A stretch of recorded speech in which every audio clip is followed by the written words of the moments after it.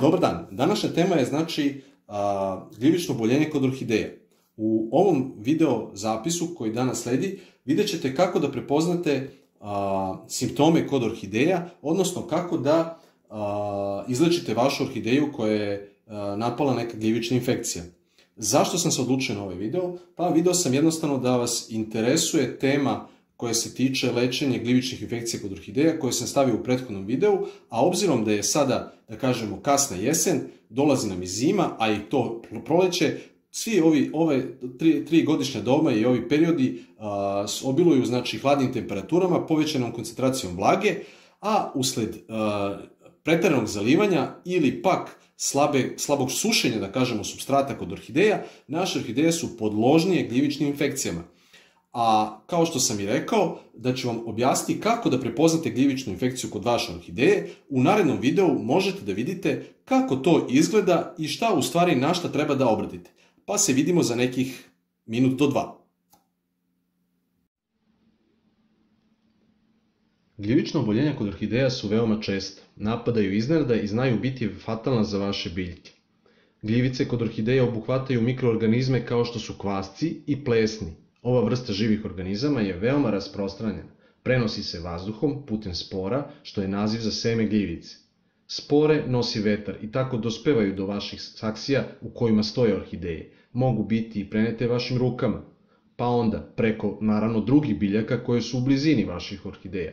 Pa čak i kada nazovimo na prirodan način prihranjujemo orhideje, na primjer bananom, kao što možete vidjeti na nekim primjerima, u ovom slučaju, ako je banana zaražena nekom gljivicom, prenećemo spore na našu orhideju iz koje će se razviti bolest, odnosno gljivica koja će je ubiti. Gljivicama pogoduje vlaga i hladnije vreme, tako da je vreme za napad gljivica na vašim orhidejama od kasne jeseni preko zime do početka leta. Leti je ređe da se orhideja razboli od gljivične infekcije, mada je i to moguće ako preterujete sa zalivanjem. Obično su gljivice mikroveličine i ne možete ih vidjeti golim okom. Ono što treba tražiti na orhideji, a što ukazuje na to da je orhideja zaražena gljivicom, je trulež. Da, dobro ste čuli, trulež. Gljivice napadaju sve delove orhideje, od korena preko stabla, lista orhideje, sve do cveta orhideje, što ste vidjeli na slikama koje sam pokazao dok sam izlagao. Koristite ove slike koje sam vam dao da bi prepoznali bolest gljivične infekcije, te da biste mogli pravovremeno da sprečite njeno širenje i spasite orhideju sigurne smrti. Sada pogledajte kako ćete i šta raditi u slučaju da vaša orhideja bude napadnuta nekom od gljivičnih infekcija. Evo ovako, vidjeli ste znači u prethodnom ovom kratkom video zapisu kako se manifestuje gljivično oboljenje kod orhideja i još neki uslovi koji su da bi gljivična infekcija nastala, treba da kažem da se zadovolje u negativnom smislu. Sada ću vam pokazati i objasniti šta ćete raditi u slučaju da imate onakve primere koje ste vidjeli na slikama malo pre, da imate kod svoje orhideje, šta treba da uradite. Idemo u redu. Ajmo prvo da krenemo od cveta. Znači, u slučaju da primetite one truleži, da kažem, peckice po cvetu, ne ove peckice, nego one mrlje koje je već cvet počeo da truli po tačkicama, to znači da je cvet zahvaćen gljivičnom infekcijom. U tom slučaju uzimate makaze, normalno one koje imate kod kući i šta već, mora da se makaze dezinfikuju. Dezinfikujte ih nekim sredstvom za dezinfekciju koje imate alkohol ili možete da ih u vrućoj vodi koja je, da kažemo, na 100 stepeni proključala, potopite ovaj deo za rezanje i one će biti dezinfikovane. Prilikom svakog rezanja ide nova dezinfekcija. Znači sada ću vam objasniti, znači moramo da odstranimo one delove biljke koje su zahvaćene infekcijom. U ovom slučaju ako je cvet, ja ga neću sad odrezati, ali ću vam pokazati gde treba da odrežete. Cvet režete skroz dole. Znači kao kada želite da uništite granu. Znači režemo na izdanku same grane. Granu sečemo i granu odstranimo sa strane. Trudite se da sa tom orhidejom ne dodirujete druge orhideje, niti da je prenosite blizu zdravih orhideja.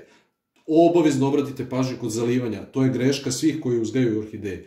Zalivaju orhideje, to inače ja radim, ljudi, zato vas i to upozoram, zalivamo orhideje istom vodom u istoj čini. Ako nam je jedna orhideja zaražena, preneće nam na drugi. Znači, ako primetite da je neka orhideja zaražena, odvojite je i nemojte zalivati sa drugim orhidejama. Znači, kada odražete ovaj cvet, bacite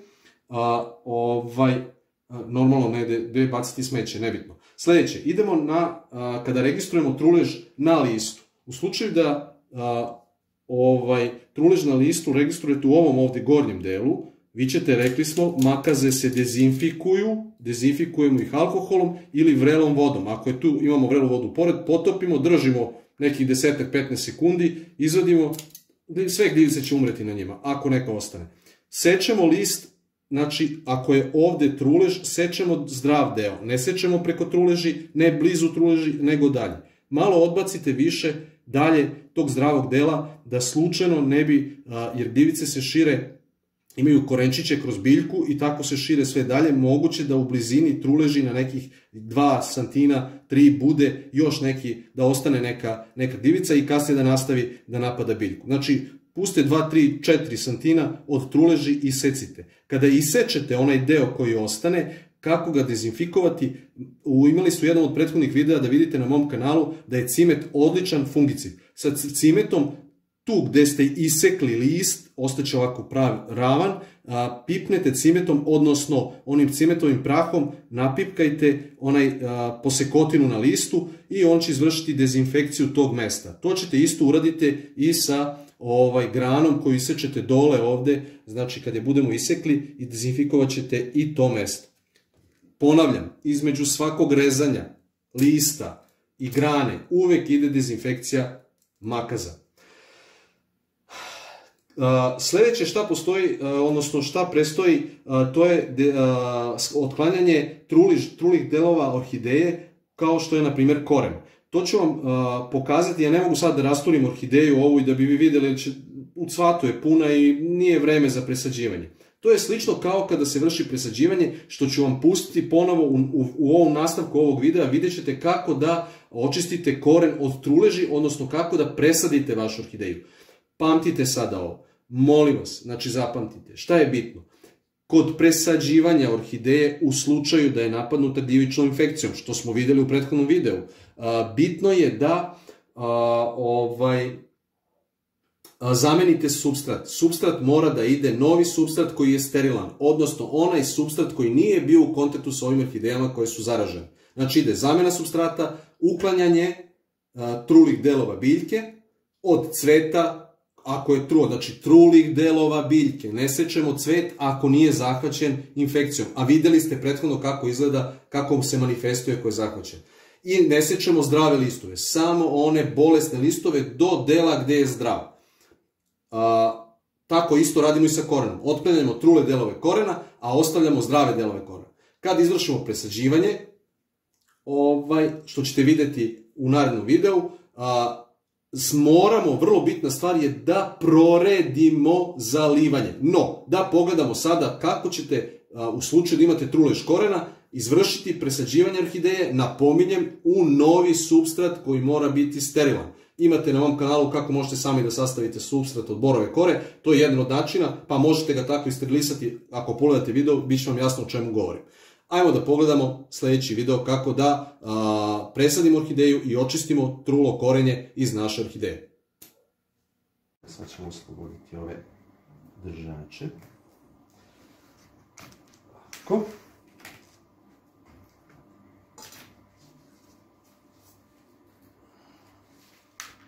Će ići malo teže.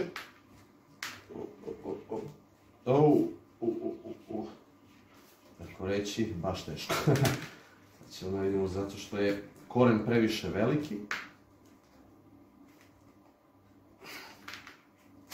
Opa, evo ga.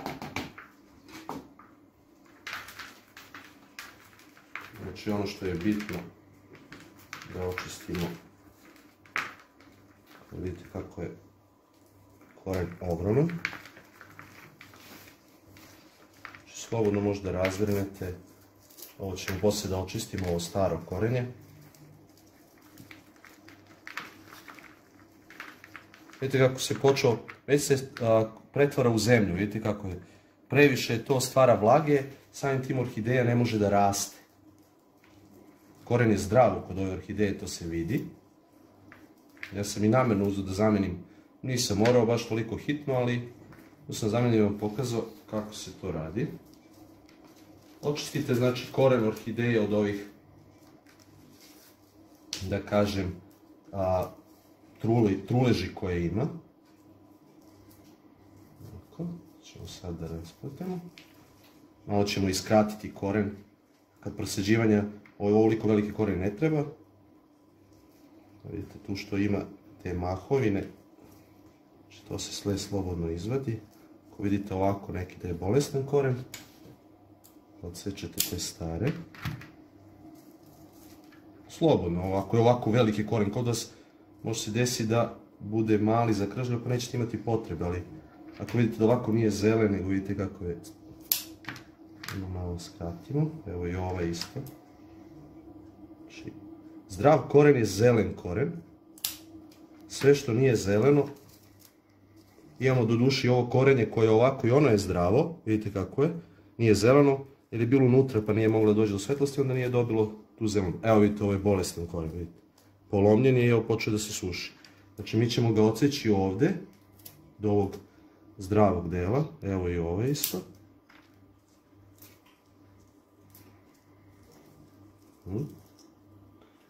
Gledamo sada da li ima još negdje. Evo vidite, evo ovo isto. Ovo je suv koren. Vidjeli ste. Znači očistimo orhideju od ovih parčadi koje se nisu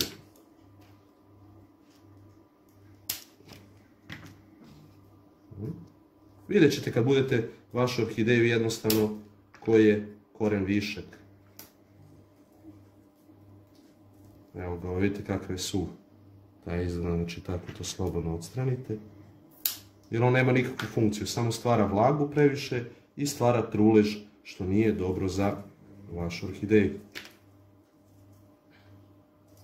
Evo ovaj ćemo isto iseći. Evo možemo i ovaj. I ovaj.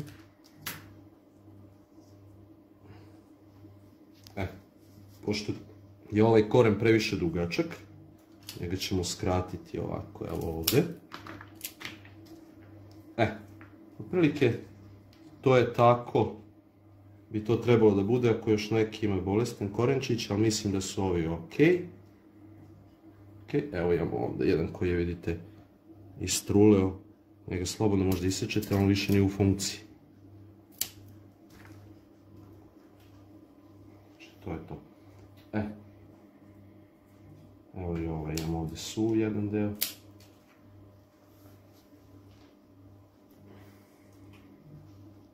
To je to, to je to, to je to, to je to. Ovaj koren zdrav. Mada, ovaj koren je gore više, njega možete slobodno i da odsečete, to je. Evo ima i ovo, neke stare grane, vidite, koja je cvetalna gradna bila, osušila se. Iseći ćemo je. Evo imamo i s ove strane trule korena. Evo ovdje vidite kako su. Njih ćemo isto da odsečemo. To je u suštini to. Gledamo da nema još neka. To je to. Sada ćemo uzeti stavimo orhideju pored. Ovo ćemo skloniti. Evo ovako, znači kad smo očistili koren, znači viška korena, vidjeli ste koliko je bio bujan od onih truleži koje su imale. Sasvim je dovoljno ovo za orhideju da može da nastavi da raste, da nema gušenje u ovoj saksiji, već da ima prostora za stvaranje novog korena. Uzimamo supstrate, evo ja ću staviti malo, kombinovat ću, znači malo ovog supstrata, stavit ću na dno, vidite ovako, malo stavite dole u dno. Tako.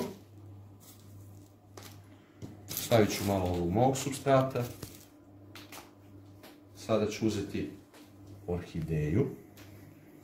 Ubacim je unutra. I sada, pošto ona ima ovu rupu, vidite ovdje, od korena, to ću napuniti isto supstratom.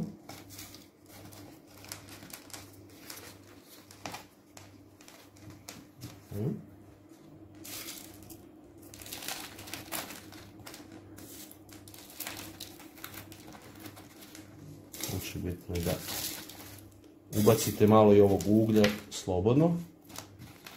Imamo svoju funkciju, mada tu bi trebao da ide aktivni ugalj Ja aktivnog uglja nisam stavljao sam ovog, kažu da ovaj nema funkciju tu, ali eto, meni funkcioniše, za sad orhideje rastu, pokazat ću u narednom videu i neke orhideje sa ovim mojim supstratom, da sasvim, mislim moj, nije to moj supstrat, ja sam to isto video, pročitao sam da tako može, probao sam, iskusio, na osnovu mog iskustva vidio sam da borova kora, ponovo sam pogrešio kao i malo pre, je efikasna za orhideje. Vrlo je bitno da zapamtite da ne sme da ide kora zimzelenog drveta u supstrat, odnosno, listopadnog drveta u supstrat, već ide zimzelenog drveta. Znači, isključivo zimzeleno drvo i to bor.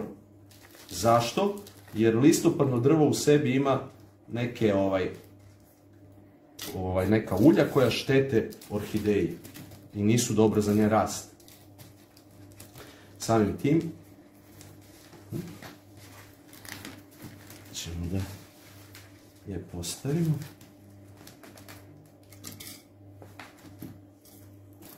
Jedna velika orhideja koja je jaka, ne da se.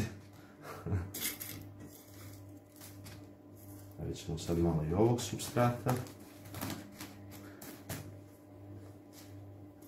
Bitno je da nemojte ni previše jako da pritiskate, a ne trebate ni previše nežno. Nije baš ona toliko nežna biljka kao što izgleda. Traži neke svoje uslove tokom rasta, ali vrlo se lako regeneriše. To je ono izrazito za sve orhideje, da se lako prilagođavaju surovim uslovima u kojima rastu. A zašto su surovi uslovi? Pa orhideje rastu na drvetu. Zato ja kažem surovi uslovi. Nemaju zemlju, nego je jednostavno koren orhideje, ulazi u koren drugog drveta, od koga se hrani i od gde uzima vlagu i tako dalje. Odnosno u pukotine, bolje rečeno, tog drveta.